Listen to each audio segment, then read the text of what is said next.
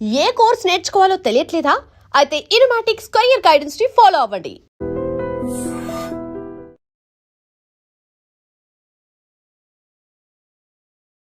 అందరికీ నమస్కారం. నేను మీ ఆయుర్వేద డాక్టర్ చిట్టుపట్ల మధుసూదన శర్మని. మనం ఈ వీడియోలో మోకాళ్ళ నొప్పుల సమస్య తగ్గేందుకు చక్కటి గృహ వైద్యం, కడుపులోకి ఎలాంటి ఔషధాన్ని వాడుకోవాలి, పైపూత ముందుగా ఎలాంటి ఔషధాన్ని వాడుకోవాలి మొదలైన వివరాలు మనం ఈ వీడియోలో తెలుసుకోబోతున్నాం. ఈ రోజుల్లో మోకాళ్ళ నొప్పుల సమస్య చాలామందిని వేధించి పీడించి రకరకాల ఇబ్బందులకు గురి చేసేటువంటి ప్రధానమైనటువంటి సమస్యగా అయింది. ఈ మోకాళ్ళ నొప్పుల సమస్యకు సంబంధించి గత కొన్ని వీడియోల్లో కూడా అసలు ఈ మోకాళ్ళ నొప్పుల సమస్యలు ఎందుకు వస్తాయి, వచ్చినప్పుడు ఎలాంటి ఇబ్బందులు ఉంటాయి, వీటిని మీకే మీరు తయారు చేసుకోదగ్గ సులభమైనటువంటి చికిత్సా విధానాలతో ఆ సమస్య నుంచి ఎలా బయటపడవచ్చు మొదలు వివరాలు తెలియజేయడం జరిగింది. ఈ వీడియోలో మరొక ఫార్ములాని ఈ మోకాళ్ళ నొప్పుల సమస్య తగ్గేందుకు మనం తెలుసుకోబోతున్నాం. ఈ యొక్క సమస్య తగ్గేందుకు కావాల్సినటువంటి ఔషధం ఎలా తయారు చేసుకోవాలంటే 2 పదార్థాలతో ఔషధాన్ని తయారు చేసుకోవాలి. మొదటి పదార్థం త్రికటు చూర్ణం. బాగా నిదానంగా రాసుకోండి.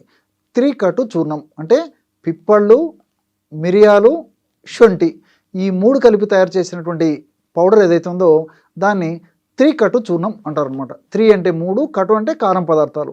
ఈ 3 కార పదార్థాలు కలిపి ఔషధాన్ని తయారు చేస్తారు కాబట్టి త్రికటు చూర్ణం అనేటువంటి పేరుతో దీన్ని పిలుస్తుంటారు. ఈ యొక్క త్రికటు చూర్ణం మనకు ఆయుర్వేద ఔషధ విక్రయశాలలో దొరుకుతుంది. అది తెచ్చుకొని ఒక 75 గ్రాములు త్రికటు చూర్ణం తీసుకోండి. అట్లే జీలకర్రను వేయించి చేసినటువంటి చూర్ణము ఒక 25 గ్రాములు తీసుకోండి. జీలకర్రను వేయించి చేసినటువంటి చూర్ణము 25 గ్రాములు తీసుకోవాలి. ఈ 2 పదార్థాలు బాగా కలిపేసి, అంటే త్రికటు చూర్ణము 3 పదార్థాలు కలిపి ఒక పదార్థంగా చెప్పాను కదా, ఆ త్రికటు చూర్ణం 75 గ్రాములు, జీలకర్ర చూర్ణం 25 గ్రాములు. ఈ పదార్థం అంతా బాగా కలిపేసి ఒక గాజు సీసాలో నిల్వ ఉంచుకొని రోజు ఉదయం ఆహారానికి ఒక అరగంట ముందు, అట్లే రాత్రి ఆహారానికి ఒక అరగంట ముందు పూటకి 2 గ్రాములు, అంటే ఉదయం పూట 2 గ్రాముల చూర్ణము, రాత్రి పూట 2 గ్రాముల చూర్ణము తీసుకొని దాన్ని తగినంత స్వచ్ఛమైనటువంటి తేనెతో కలిపేసి తీసుకోవచ్చు. లేకపోతే 50 నుంచి 100 ml గోరువెచ్చని నీళ్ళలో కలిపి కూడా తీసుకోవచ్చు. మీకు ఎలా వీలైతే అలాగా ఈ యొక్క ఔషధాన్ని తీసుకుంటే చాలా చక్కటి ఫలితాలు కలుగుతాయి. ఈ యొక్క ఔషధాన్ని దీర్ఘకాలం పాటు వాడినప్పటికీ ఎలాంటి ఇబ్బంది ఉండదు. అన్నీ మనకు సైడ్ బెనిఫిట్స్ ఉండేటువంటి పరిస్థితి ఏర్పడుతుంది. ఇందులో ఉన్నటువంటి రసాయన పదార్థాలన్నీ కూడా ప్రత్యక్షంగా పరోక్షంగా మోకాళ్ళ నొప్పులు తగ్గేందుకు చాలా చక్కగా సహకరిస్తాయి అన్నమాట. అంటే ఈ త్రికటు చూర్ణంలో ఉన్నటువంటి చెప్పాను కదా, శొంఠి, పిప్పళ్ళు, మిరియాలు ఉన్నాయి. శొంఠిలో జింజరాలు, షాగోలు ఇలాంటి అనేక రకాలైన రసాయన పదార్థాలు ఉన్నాయి. అదేవిధంగా మిరియాల్లో పెప్పరిన్ అనేటువంటి రసాయన పదార్థం ఉంది.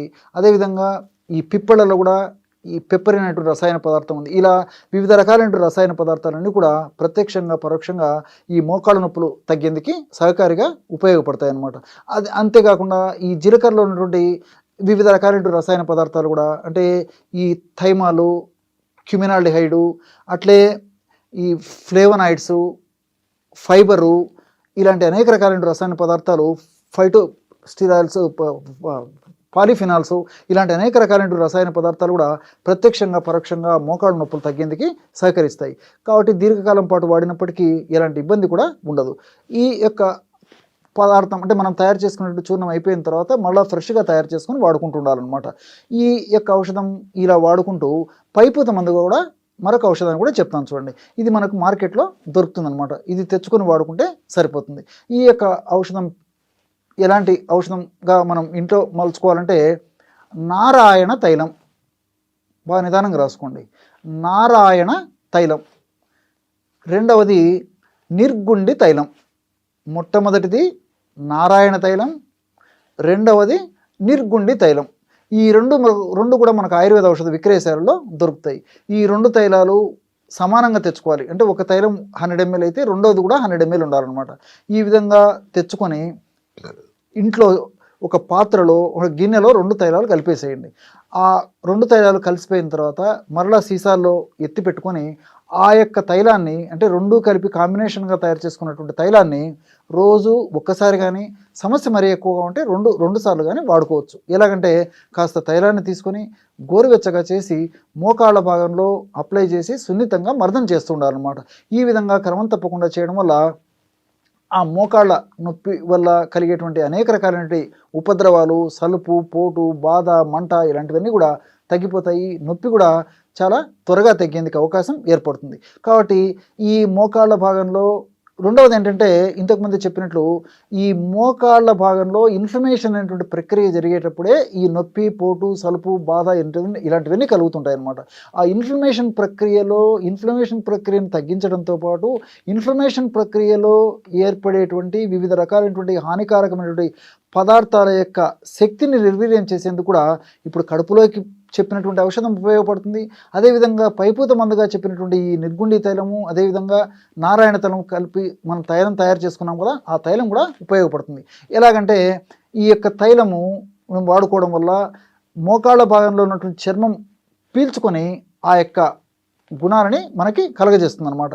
కాబట్టి ఈ రెండు కడుపులోకి ఔషధాన్ని వాడుకుంటూ మరి అవసరాన్ని బట్టి ఈ యొక్క పైపూత మందుగా ఇలాంటి ఔషధాన్ని వాడుకోవడం వల్ల ఫలితాలు చాలా సమర్థవంతంగా ఉంటాయి. చూశారు కదా, ఎటువంటి సులువైనటువంటి ఔషధ యోగాలని మోకాళ్ళ నొప్పుల సమస్య తగ్గేందుకు మీరు ఈ వీడియోలో తెలుసుకున్నారో. మరొక వీడియోలో మరొక అంశంతో మళ్ళీ కలుద్దాం. అంతవరకు నమస్కారం. మీ చిట్టిబొట్ల.